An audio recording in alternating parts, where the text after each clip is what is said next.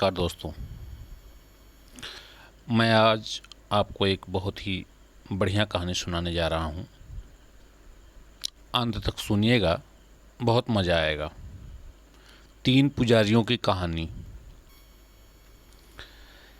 एक बार की बात है, एक जगह 3 पुजारी रहा करते थे। तीनों खूब भगवान की पूजा अर्चना किया करते थे, भजन कीर्तन किया करते थे। उन पुजारियों से भगवान बहुत खुश हुए और तीनों को देश के सबसे बड़े बड़े मंदिरों की चाबियां भगवान ने दे दिया और कहा, 1 साल तक आप अपने अपने मंदिरों में रहेंगे और पूजा पाठ करेंगे। जो भी चढ़ावा आएगा उसमें से आप अपना अपना हिस्सा ईमानदारी से ले लेना और मेरा हिस्सा मुझे दे देना। तीनों पुजारी बहुत खुश हुए और अपने अपने मंदिरों में रहने लगे। जब 1 साल का समय पूरा हुआ तो तीनों पुजारी स्वर्ग में भगवान के पास पहुंच गए। भगवान ने पहले पुजारी से पूछा, बताओ आपने कैसे बंटवारा किया? तो पहले पुजारी ने कहा, हे भगवान, मैंने 1 साल में जितना भी धन प्राप्त किया था या प्राप्त हुआ था, सबको इकट्ठा किया और अपने सामने एक सीधी रेखा खींची और सारे पैसे को एक साथ ऊपर उछाल दिया और कहा, हे भगवान, जो रेखा के उस पार जाए वो तेरा और जो रेखा के इस पार आ जाए वो मेरा।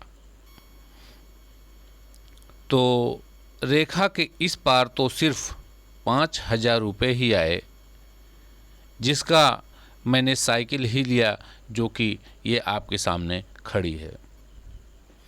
भगवान ने कहा, वाह, आपने तो बहुत ही ईमानदारी से बंटवारा कर लिया।